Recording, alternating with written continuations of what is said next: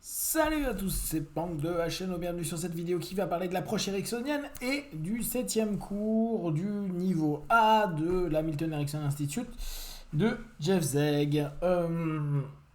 Bon, j'avoue que je m'éclate pas des masses, ça reste intéressant de voir Zeig bosser. Il nous a fait 2 démos là ce soir. C'est...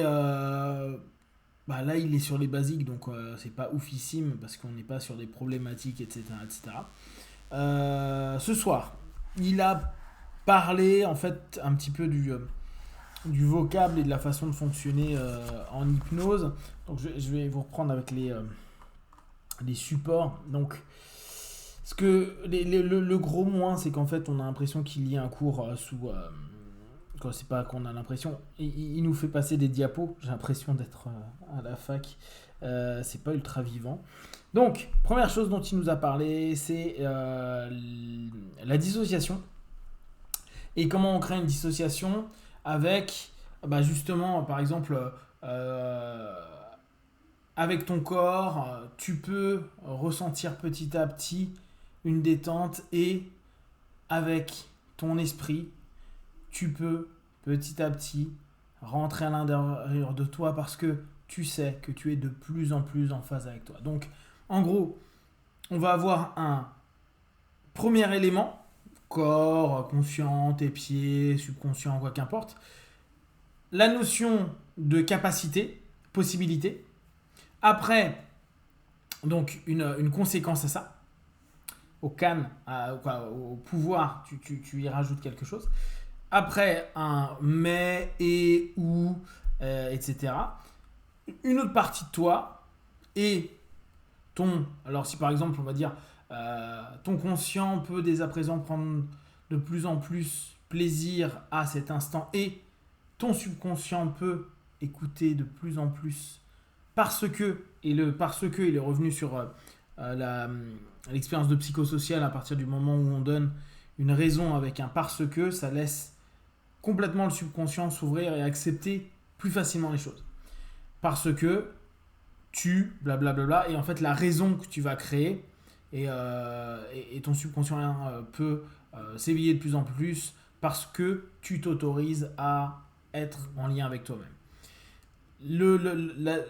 L'élément après le because, après le parce que, il est là pour motiver et offrir un ensemble de possibles pour le partenaire.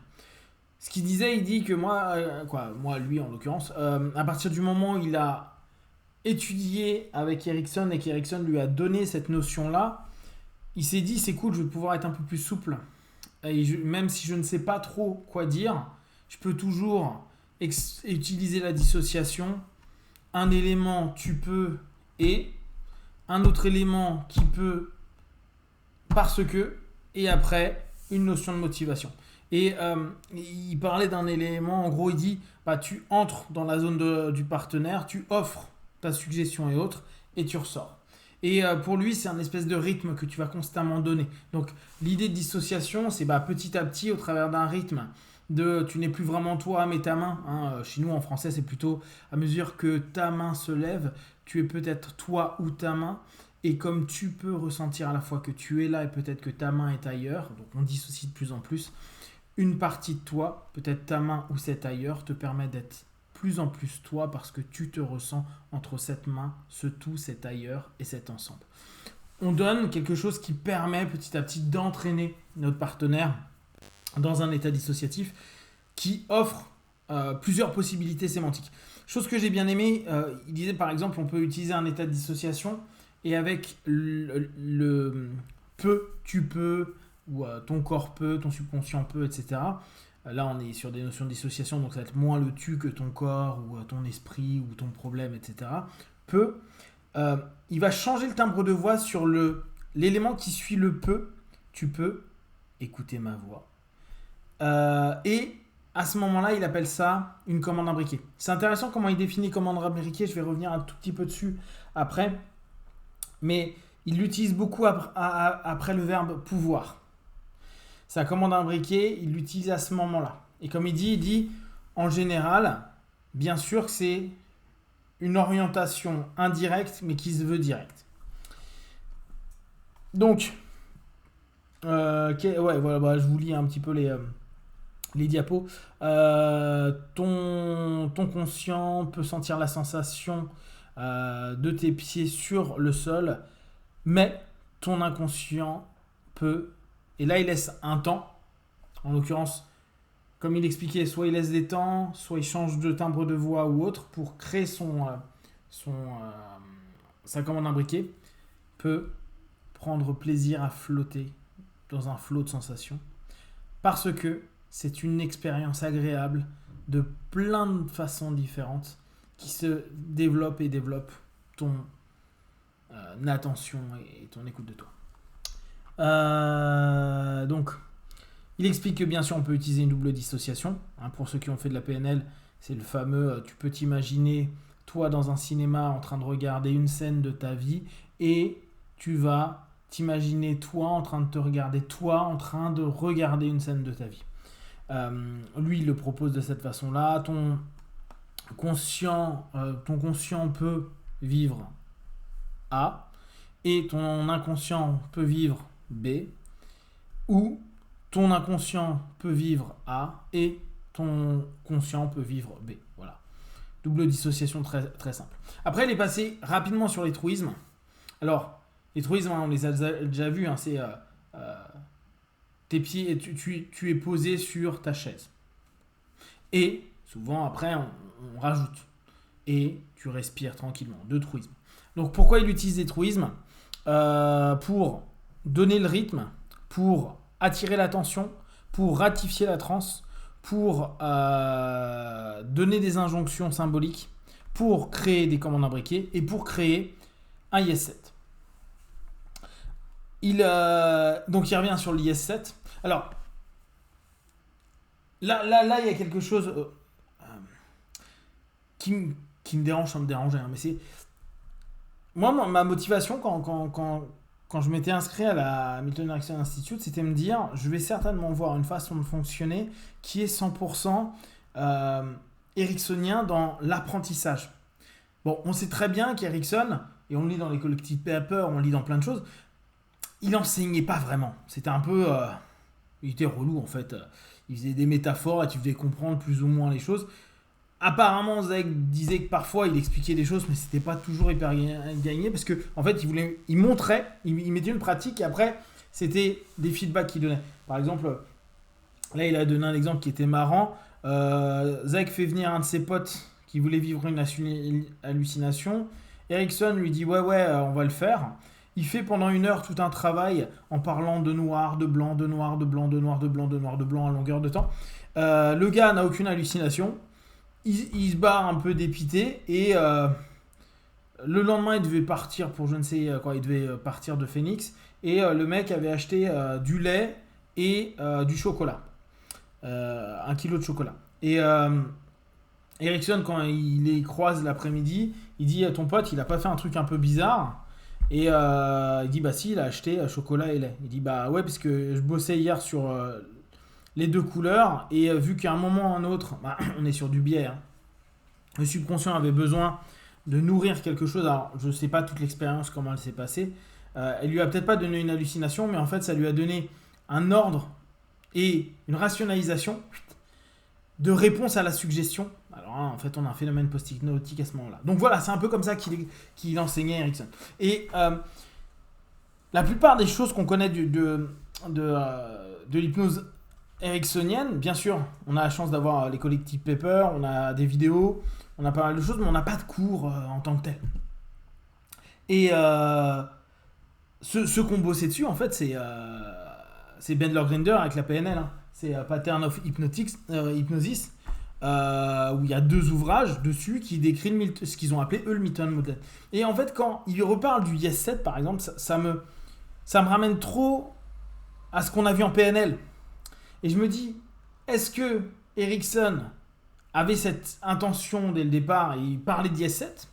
Ou est-ce que c'est la PNL qui a tellement bouffé le marché de l'hypnose de façon générale en structurant le Milton Model que même à la Milton Erickson Institute, on se retrouve avec un IS7 ? Ça, je ne sais pas, mais Là, j'ai l'impression de réentendre en fait ce que j'avais étudié il y a des années en PNL et encore maintenant, parce que vous savez que j'aime beaucoup, beaucoup, beaucoup la PNL et que je relis beaucoup de choses dessus. Donc, voilà, il définit le IS7 de cette façon. Les IS7 sont créés en regroupant ensemble une série de 3 truismes qui vont permettre de rythmer l'état. Donc, avec cet état dissociatif, il va être préférable, pour aller vers cet état dissociatif, il est préférable d'utiliser des verbes permissifs. Rapidement, au 4e truisme qui va s'ajouter, ça va permettre de développer l'état, de stimuler l'état.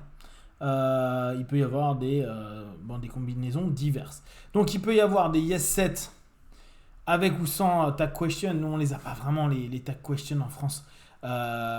C'est les n'est-ce pas, vous savez. On l'utilise beaucoup moins aujourd'hui. Il y a des no-7. Il y a 3 pensées, puis une autre pensée, 3 feelings, plus un autre feeling, 3 comportements, plus un autre comportement, 3 éléments du futur, plus une en plus, et ainsi de suite. Donc, après, en fonction qu'on a aussi des VACOG, 3 éléments auditifs, plus un élément, etc. Voilà, c'est pas folichon, tout ça vous le connaissez.